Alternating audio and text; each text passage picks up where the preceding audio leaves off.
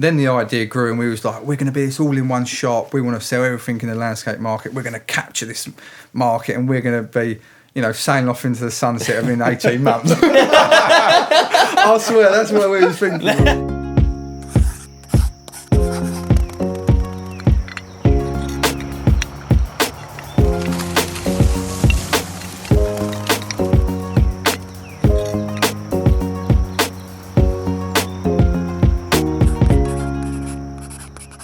Welcome everybody to another Outside Crowd podcast, and today we're delighted to have another guest, and we have Ollie from Corkers. So delighted to have him with us, along with two of the crew. We've got Bill. Hi guys. We've got Ryan. Yo.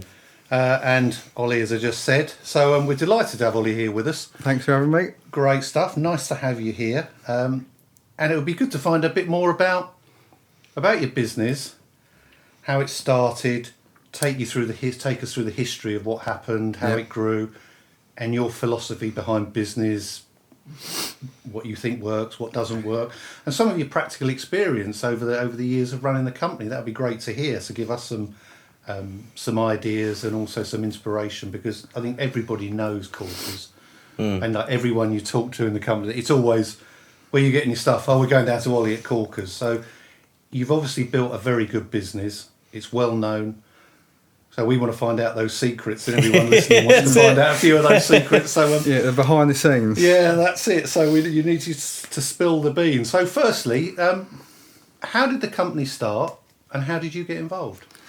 So my dad always had a construction company. So he used to do concrete frameworks like for developers up in London, around the southeast. So when I was at school, didn't really like school, didn't get along with school, and was always getting in trouble. Mm-hmm. So mum was always keeping me in there, being nice to the teachers. So I was sort of in the business, in and out of the business from early. Whilst I was at school, I'd be in the yard just doing nothing, being a bit of a waste of space in the way. And my dad had always done that from as young as I can remember. Has always been out, grafting and doing the concrete. So we always saw him, working all hours, and during when I was younger, my mum would also go out in the evenings when he got back from work. So there was always grafting all hours. Yeah. So when I started to leave school, that was always the main business, was the construction company. Right. So we used to work on the construction sites, putting up shutters all over, working in London, working all around the southeast.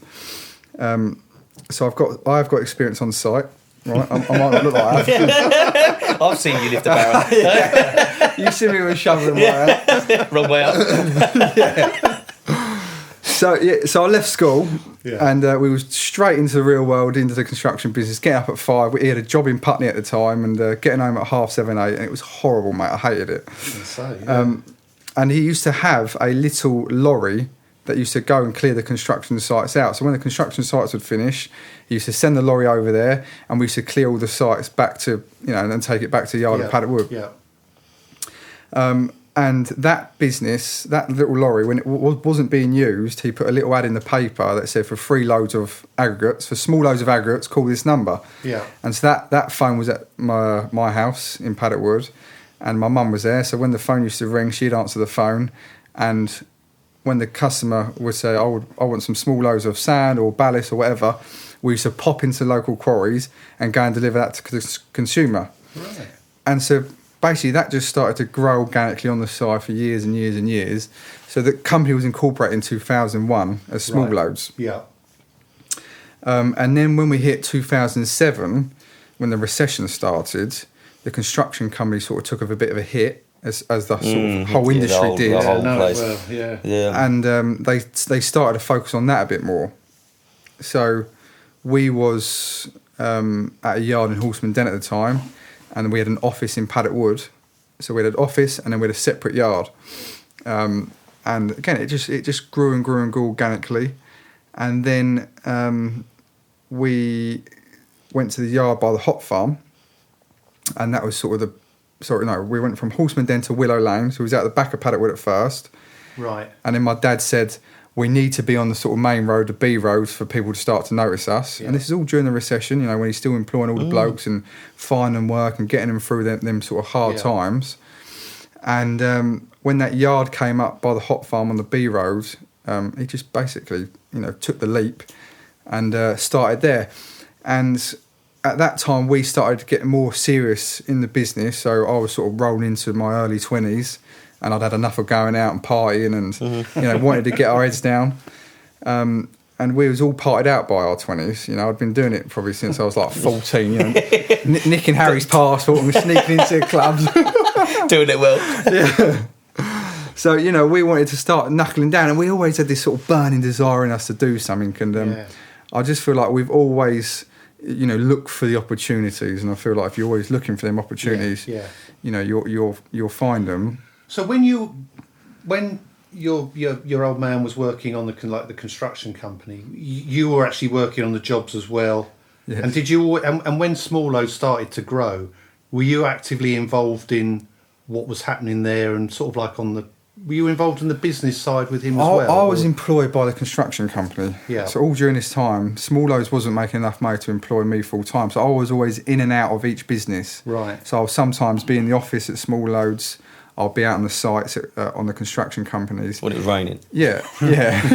I'll be in the office when it's pissing down. But we was always up to our own stuff in behind the scenes as well. Like just all sorts of stuff. So I was always flicking in between things. And did you always look at that business and sort of be thinking, "Oh, I've got ideas here. We could make this bigger"? Or did a lot come from your dad and your mum driving it? Or where was the drive for getting that business? Because where did the slabs come in? At what point did they? You know what I mean? We'll get to that. Follow that. Whoa. Sorry, what did you say? So I forgot what the bloody question was. Where was that sort of drive to sort of build the business? Was that your dad and your mum, or was that you sort of looking for ideas to grow the business? I would say that that came from all of us, really. Right. I think the drive to grow the business was a combination of all things. It was my dad wanted to obviously push on, and we was getting complacent at that site in Paddockwood. We wasn't really looking to expand, go to another yard. The landlord wanted the yard back. We was outgrowing it. And we was at the point in our lives, me and Harry, of slowing down and wanting to get a bit more serious in business. So all of those touch points and things combined, just basically brought us all together to look at what we was doing and drive forward as a family and a team. Who's Harry? Is it your brother? Harry's my brother, yeah. He's 2 years older than me. And so when you moved then to the site, because that's the site where you are now. Yes. Yeah. So so that was still Smallowes when you moved there. Mm-hmm. And how did it then transition into Corkers and get Ryan excited with these slabs and all that stuff? So I would say at the hot farm site, we then started to do slabs when we was on that site. Okay. So we started to do more than aggregates. And on that site, we had a tiny little display area, which had some I think we had 20 selections of stone. Wow. Yeah, and people would come there on a Saturday and go, "Oh, this is amazing." We just sort of look at each other and think, really? It's a tiny little show area. Across you there, stupid question, but whose idea was it to start doing slabs and other things apart from that? Would have been my dad's. That would have been your dad. My dad, yeah. Was that someone coming up to him and saying, "Do you do slabs? Can you get something like that?" And, and we was heading in that traditional builders merchants route of what else can we sort of sell and add to our product line. Continue to make the business grow and become profitable, etc. So he was always looking at unique products and what we could sell to stand out, to Travis Perkins and all the other guys out there. So, we done that. We was there for, I think, 5 or 6 years. And I think that's where the concept for Corker really sparked, was when people would come down and say, "Oh, I didn't know you'd done this item," or "I didn't know you'd done that," or "This is a great show area." So when we moved to that yard where we are now, it was a case of, continuing to do what we've done and trying to compete with Travis Parkers and all them, big guys that you'll struggle to compete with. Or we do something completely different. So it was at that point when me and Harry and my dad suggested that we should change the name. And so we was coming up with all sorts of names. Scape, fucking all sorts, mate. So we wasn't actually the ones that come out of Corker. Really? It was Tim Sykes, George's Yeah, dad. was Tim it really? From Garden Proud, yeah. Yes. So we knew he was in advertisement before, and we said to him, we can't come up with a name, we're not agreeing on a name. Can you come up with a list of 10 names and come back to us? And he came back to us with a list, and he had Terra Firma on there, he had all these different names, and one of them was Corker. And it seems fairly obvious. Yeah, that's doesn't what it? it, When you look at yeah, it, you it just does. that's Did really... you lot look at each other and think, hang on a minute? it was literally like, there's a bit of paper, and then we just said, we pinned it up, and we asked my auntie, who was like, right, which one do you like? And she was like, I love that. And we all obviously agreed on Corker. Yeah. So because it is such a good name, really, isn't it? I mean, it's just... I'd like that because I know how to spell it. Do you know what I mean? well, it's perfect. So my second name is Corkery or Wine. Yeah. So No, we that's basically just knocked the while. No, I think But we said to my auntie, can we afford this yard? Because we went from a 0.7 of an acre yard to a 3 acre yard. So it was a massive jump for us. Yeah. It was triple the amount, rent-wise. And I think if we would have done that and stayed as small as we would have proper struggled. Yeah. Getting to the to the stage we are now. So we came up. So me and Harry sort of led that transition and that that transformation of the business. So we went out and just started talking to all sorts of different agencies and people that I had found on Google. And we come across a company in Maidstone called Project 64. And they was the most expensive, but we just felt that they was the most professional. It was all about understanding who the competitor was and how we're going to position the brand. And what was it, just like a consultancy or something? it was a full agency. Oh, right. Full suite agency, yeah. So they had web developers, graphic designers. So you trusted all your marketing and everything, So brand awareness, that type of thing. It was just brand. They didn't brand. do any marketing. It was just how are we going to position the brand Yeah. from what we are now to what we want to be, for the next sort of 5-10 years. So, and they was, at that stage, I didn't have a clue. It was like we had this idea of like, right, we're going to change this company and we're going to do this. We didn't really know the long-term sort of vision of the company at that time. We just knew that we wanted to do things different to most builders merchants, and that was displaying slabs differently. Yeah, because if you went into a builders merchant, they was all on vertical stands, and it was quite an intimidating environment to go into. Yeah. So that was the only sort of idea. Right, let's do this concept. Well, that's brilliant. If we can display these slabs and incorporate it all in situ, then people are going to be able to sort of experience them better. Yeah. And make a better decision on their purchase. And that was literally the idea. And I think then the idea grew, and we was like, we're going to be this all in one shop. We want to sell everything in the landscape market. We're going to capture this market, and we're going to be, sailing off into the sunset within 18 months. I swear, that's what we was thinking. We thought we were going to be millionaires This time next year. After the first lorry broke down, you thought, hang on a minute here. This isn't right. And we was probably, how old was we at that time? So we'd done that probably 9 years ago. So I was early 20s, 21, 22. Didn't have a clue. Did not have a clue. But I always liked design. I was always very passionate about design. So I've always been a big consumer of like looking at brands and seeing how to position ourselves. So I sort of had a little inkling on who I wanted to go with. Yeah. Anyway, we chose Matt, and he'd done a brilliant job on the rebrand. And so we were small loads at that yard for about 12 months, and then we launched the brand and we launched the gardens at the same time. But that yard was just a blank canvas. It was a dust pit. It was there was none of them bays there. There was no concrete infrastructure in there. Who worked all that out? Whose sort of design concept was that? Was that done in My dad's, I house? think. Well, it's probably most likely it's like Bit he of can pencil. bring a lorry in that way, back that way. I need this much space to turn around. He was the perfect person to work at there. Because I go into that yard and I'm like, I would love to play around here. I'm like, this is great. I mean, the way it set out the whole thing, but it is thought about. It's for loading, for this, that, and the other. Exactly. We had it all on a scale drawing, because obviously you knew how to do that. Yeah. And we would cut out scale lorries. Nice. And we'd drive them in the yard and turn around with a bit of paper and think, right, that works. that'll work. Yeah, that's it. And that was literally it, mate. That's how we worked it out. That's like the McDonald's concept, isn't it? Yeah. You want to make things as efficient as possible it's in and out. So who was how did you have to raise finance or anything for this as well, if you don't mind me asking? I mean, was it something where you had to sort of go and like raise finance? Was there a lot of sort of capital involved in it? Was there lots of sleepless nights, or was it organically grown and Yeah, definitely. Yeah, so basically the capital to rebrand the company was done by me and Harry. We had some savings. So that was all put in from our, we was all in ourselves. It wasn't, profits that came out of small those days. That was capital because we believed in it so much and we wanted to just, change the direction of our own lives. We was all in. So we put every bit of savings that me and Harry had into rebranding that company. Wow. And then the infrastructure for the concrete was done through the funding circle. So I think we raised like an initial bit of funding of like 70k. Yeah. And that paid for all the concrete bays, the concrete work to be done.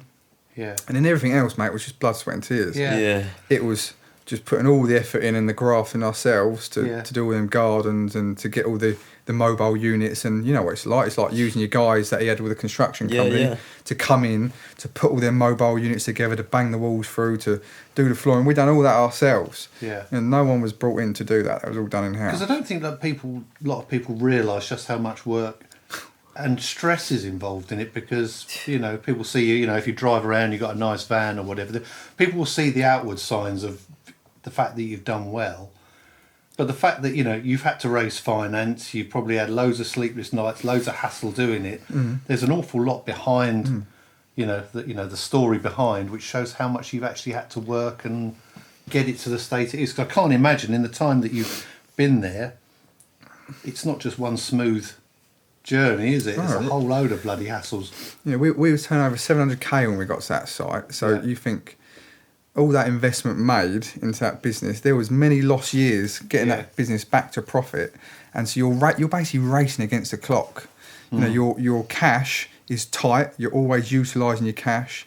You're making losses, and you're getting out of that hole basically from the investments you made by just growing and grafting and putting it all on the line and flying on the edge of your seat. And mate, that is stressful at times. I bet. Who's the finance sort of man? Who's the sort of finance? My auntie was our financial controller, and then we now have a guy called Adrian, who's absolutely brilliant. Yeah. So he's actually one of our customers.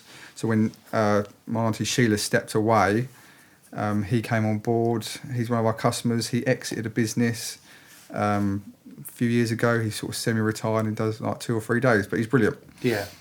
But we just got better at understanding, like, I think we need to, when you start playing with bigger numbers, you need to be obviously a lot more on the money and understand exactly where everything is and where you're earning money and what's going on. And I think it forces you to do that when you've got no choice to do it. Yeah. Are you quite strict in how you sort of like run the company, so that there is like, regular management meetings or strategy meetings, those types of things? Yeah.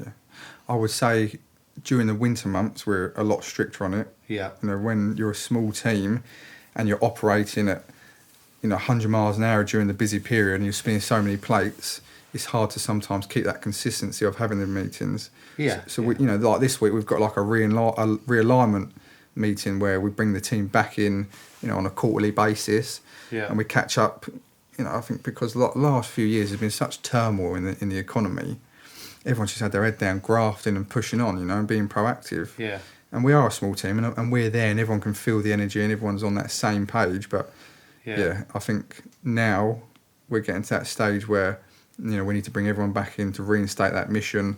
Yeah. Let them know what happened last year with the site that fell through, and keep those performance reviews and everything coming in, and just understanding where everyone's well-being is in the business. And do you like that side? Because I always get the impression, since I've sort of like met you through Ryan and everything, that you've always got quite a very good understanding of your staff and your clients as well, and interested in them. And it's not just like some companies, they're just to try and fleece them and get as much out as possible. It always seems that the well-being of everyone in the company is paramount importance. Yeah, we're on the pulse, we're constantly on it. We're always there, and and I think the biggest skill, that I've learned is being able to listen when nobody's speaking, is walk in a room and pick up on an atmosphere or someone's behaviour or vibe when they're not talking. So, we have good people, but having that communication throughout the business and understanding the responsibilities of the business is key. Yeah. And I think it's all like okay now, not having, super regular meetings, etc., because we're only a small one branch operation. But I think that's what we're focused on right now, whilst we're sort of consolidating for the next couple of years to wait for the economy to start booming again. Yeah. Is getting everything bang on, all our processes, all our authority manual sorted, what lines of authority, what lines of communication, the processes and stuff, and having that now down, so we can push on. Because if we push on and start opening more branches, that all obviously needs to be in place. Yes, because I think the other thing that always I say, sort of getting to know you and the company once again through Ryan, that I think always stood you apart from just like the standard suppliers. So like Parkers and Don't call them a supplier. Don't like what's it? Don't call you a builders merchant. Don't like that. Yeah, but it's very Not very just a much merchant. the attitude you have to like companies like Ryan and to the companies who buy the materials off you, because it's always like those bigger companies, you don't get any recommendations, you don't get anything like that. They'll give you a few bloody points on a scheme, and you earn 8 million points, and you can get £20 off your next order. Yeah. Yours seems far more practical in trying to help people, and in turn, because that seems a better way, doesn't it? Because if you're helping those companies get work, they're going to be buying off you. Yeah. Well, I think it's all those sort of old builders merchants. Don't disrespect them; they've all done extremely well. But it just breathes complacency in a lot of them places in terms of the modern era and the new sort of generation coming through of and the world we live in. Everyone's so connected to one another now and so collaborative.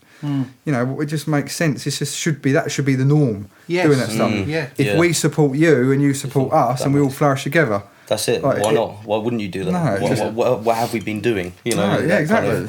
That kind of way. I mean, for us, an example, we've grown heaps, knowing you guys, and every time I'm, if I'm in the area and think, oh, do you know what, I do need one bag of dust, I'll pop in somewhere and it's sometimes, oh, have you got an account with this? It's like, no, we don't. And they go, oh, well, would you, our slabs are this, our slabs are that, and I go, okay, do you offer like a show garden, a demand van where you can get the material?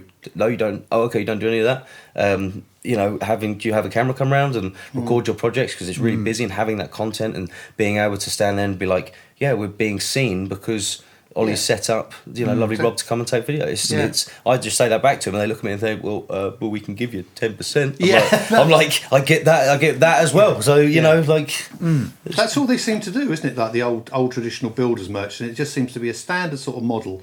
Yeah. And there's never really any willingness to go and work in that collaborative way. And I just think that's an ideal way of doing it. I mean, I might be a bit ignorant to it. So do you refer people who buy from you to customers coming in? So basically that is the show garden concept. So when people come round retail wise at the weekend or in the week, they can basically shop for the materials, but they can also shop for the garden they like, and we can put them in touch with the person that created that garden. And it gives the landscaper and the designer a physical space over their website to showcase their work, to bring their clients, to show the detail and quality. That's what people want as well, though, isn't it? They want a referral. Most people I know, they're like, oh, do you know anyone who does this, or do you know anyone who does that?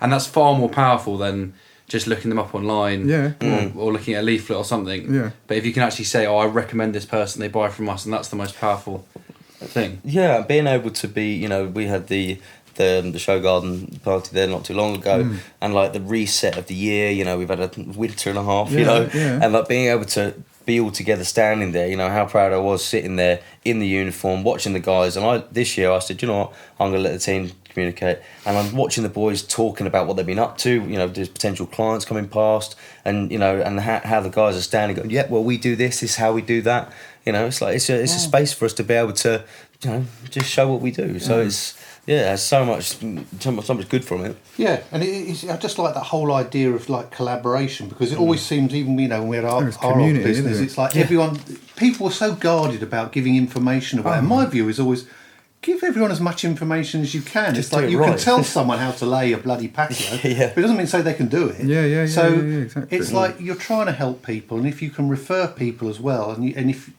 you've got that sort of validation that you've trusted these companies to install a show garden, that's it. Any recommendation that comes from you, people will know Exactly. You stand by it, yeah. And we all just work in synergy down there. Like, we all know each other. Like, I always say to Ryan, like, I don't like being called supplier, because a supplier to me is someone that sells a product who doesn't have a relationship with them. You know, like, I like to have relationships with all our clients, and I generally see our closest sort of community as friends. Yeah. You know, and if I was to just like sell a product and be done with it, that just bores a lot, like, the life out of me. I couldn't do that. Yeah. You know, and I want to grow, and you know, I'm at the start of our journey. Why would you not want to grow with like-minded people and inspire each other and bounce off each other? And it's tough, you know. So like, it's good to be around people that, you know, also you know, pushing forward and being resilient as well. So how many people for, I guess, other suppliers come out and have a look? I mean, how many times have you rang me and said, "Hey, where are you?" And I said, "I'm in, you know, Tunbridge Wells. I'm doing this." "Oh, just around the corner."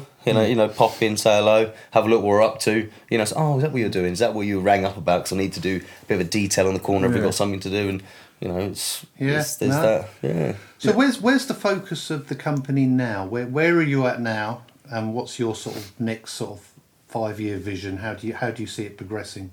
So at the minute, we are sort of consolidating for the next couple of years, just because I think, you know, you can get caught out pushing in a bit of a tougher market. So I don't think, you know, and I'm not in no rush, JB. It's like, I'm enjoying what we're learning with the development business. So we've had a site fell through last year when we was trying to, you know, expand and open another site.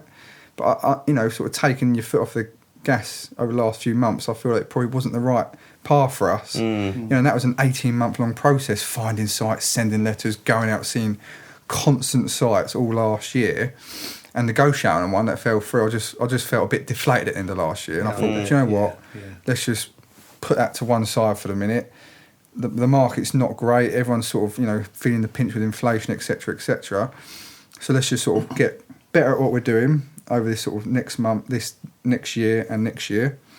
You know, still in the background, find sites. So I've got a VA that does that for us, and then you know, get to the end of next year with everything we're learning in the development game in terms of, like, you know, tying up the contracts and understanding how to get that commercial uplift.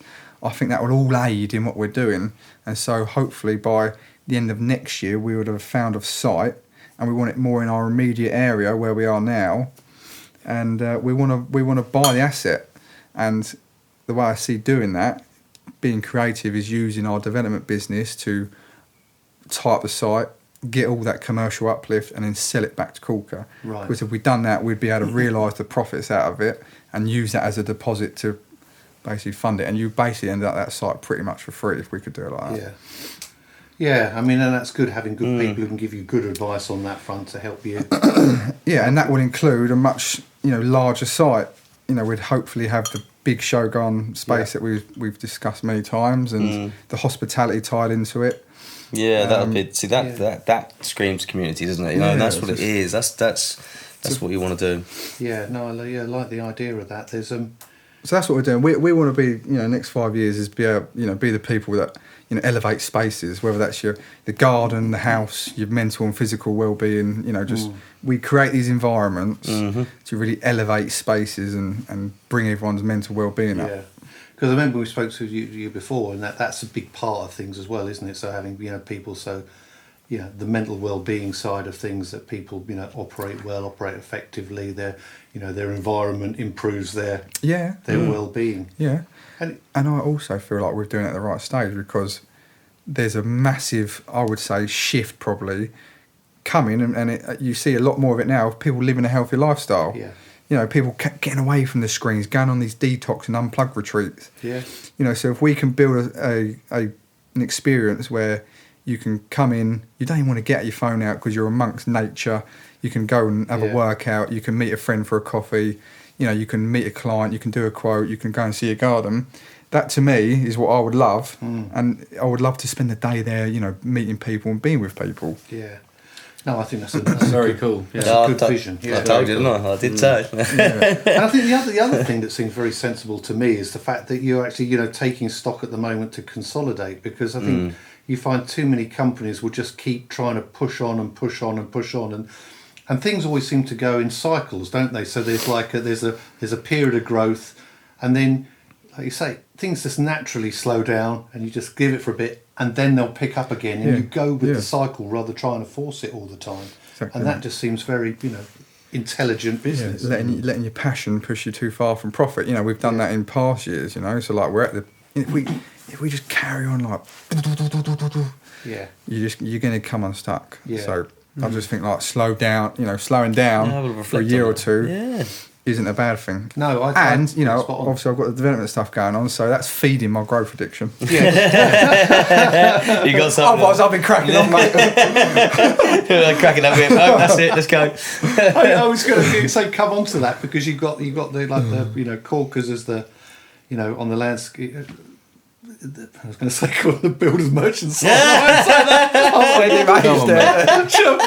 at the first hurdle. But you've got that side. Then you've also got the the development side. How did that come about? And what's the sort of like the goal of that? So the development business came about because we got to a stage in the business. So my brother used to be in the business, and he always used to trade in the financial markets, and I used to do it with him to just be able to speak the same language as him. So we used to get up there at 5 o'clock in the morning, spend Sundays watching these DVDs, and it was always him that wanted to do that. And so he got to a stage where he'd been trading for probably 5-6 years, had some success, had some failures, wasn't really growing the account like we wanted to, and got to a stage, this was probably a year before COVID, where he was turning 30 and he was like, I don't know what to do, I'm not really happy in the business because there's too many of us making decisions. He didn't need to be there, and he wanted to. This was his passion. Yeah. So during that time, when he was sort of in this sort of unknown period of his life of like, I don't know what to do. I don't want to stay here. Trading's not really sort of growing, and I don't know what to do. So I found this YouTube video with these two guys basically. Talking about developments on how to find land and how to price land up. And I just instantly saw them. I thought, these guys look genuine. So I sent the video to Harry and I was like, why don't we go and do this? And so we was in the office. It was me. I remember it to this day. It was me, Dad and Harry. And he was, basically saying to us, I don't know, I'm not happy here. I said, why don't we do this? I was like, I know we'd smash this. I said, let's go and do it. And we had $7,000 left in our shared trading account. And it was $5,000 the course, and it would teach us to be able to source land, and it'd teach us to be able to price up land. So we dived into it, went and done it. We'd done a 3-day intensive to price up land and understand all the sort of, cogs that go into doing it. And it was just the tip of the iceberg, Yeah. And then we went back to do a 3-day course to understand like planning constraints and how to source land. Yeah. And so we came out of there and we sort of just hit the ground running, sending letters all over the place, using this software, sending letters. And we got a site that came back in Matfield, and it was a site that we weren't going to send a letter to because we thought there was a big development going on in Matfield. Yeah, all the neighbours had written comments on the planning application, so we was like, I don't know whether we should send them a letter. It'd probably be a waste of time, but I thought, fuck it, I'll send them a letter anyway. Yeah. And that was the one we got. Yeah. So they wrote back to us and said, we'd like to have a meeting. So we put together, thinking outside the box, how we could present ourselves in a way over other developers. So we built this really lovely presentation, got them down to the gardens, sat them in the gardens, presented this, full transparent appraisal, profit, bill costs, how we got to the land value, give them the offer, and didn't hear from them for 6 to 8 months.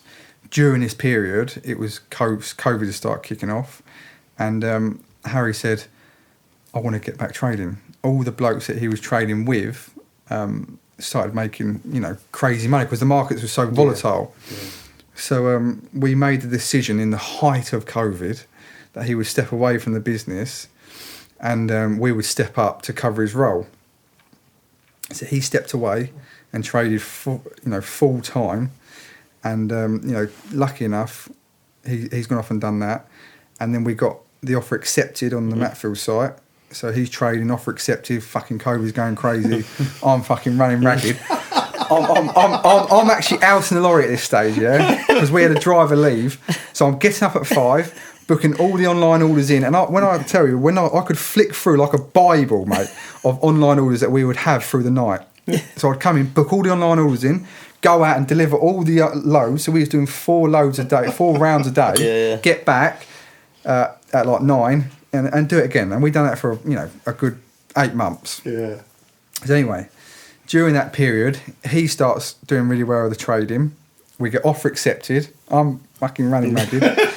And we was like, well, fuck knows how we're going to fund this site. We didn't have no money, you know. We had £2,000 left in the account from the trading, but he turned that £2,000 into 6 figures in 5 months. Brilliant. Wow. And basically that then allowed us to fund the site that we got in Matfield. Yeah. So we took that capital that he got from there, and that funded everything through Matfield.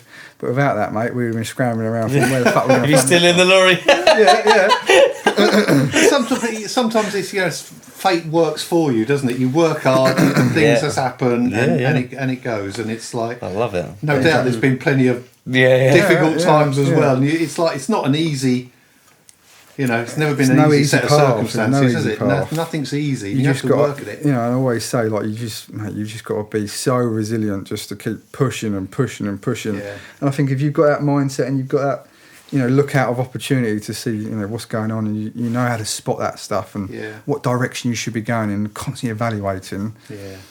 Something will end up working. You miss and that was it for us. Yeah. He was at the right stage, you know, and it all just sort of started to come together. So that's how we got off the ground. Excellent. Fair play. Excellent. Fair play. Well, I suppose we're coming towards the end of our sort of like allotted time. But just before we finish, I would like to ask if you were like, because you've obviously started, you know, worked in a business, grown it up and done very well. So if others are looking to start a business, don't matter, I suppose, what area it's in, what's your general advice to someone who's looking to start a business? What sort of general advice would you want to give them? What would I give them? What do you think is important advice for people starting up their own business? You know, first of all, I would, you know, look at the competitors and try and see how you're going to stand out. You know, don't overanalyze and overthink. Just, you know, if you've got an idea, just boom off and go and do it. Yeah. But also, you know, be on your numbers. You know, find someone that you can just pull in maybe a few hours here and pay them on an hourly rate, some freelancer that's going to, you know, just run that back end side for you, because it will allow you to just, you know, just grow with clear transparency and. See, lads, numbers. All about bloody numbers. But we didn't have that in the early days. You know, it was just, right, here's our idea, off we go and do it. You know, we didn't have a fucking business plan. I didn't know how to write a business plan. Off we went and done it. Yeah, but the one good thing is I suppose also, it's just, when we're talking off air, was just that idea of saying that sometimes you don't want to be too clever, do you? Sometimes you just want to have an idea and run with it. I remember when I started, you know, like MBM, I thought we could do it. But we've never done it before. You just think, just blind ignorance. You just go with it. Wing it, go. Wing it. That's what it's all about. But excellent. Right. Okie doke. Nice. Boom. You all right there, Bill? Yeah, that was fascinating. It was. I'm very relaxed now. That was very good. That was really good. You read me a bedtime story. Good on you. That was right then. So I suppose, firstly, thank you very much, Ollie, for coming in. No, it's been great having a chat guys. and really insightful, because, you know, we've all been down to the company and we've seen you working there. Just to find out a bit more about it has been great. So thank you for your time. It is appreciated. And once again, thank you to all our listeners, our growing listener base. If you like it, you know, comments, questions, if you want to come on board, drop us an email. It'd be great to have people on board. And and then, so goodbye from Bill. See you later, guys. From Ryan. See you later, team. And from Ollie. Yeah, sorry for the swearing, guys. Don't fucking worry about it. Great stuff. And till next time on the Outside Crowd podcast.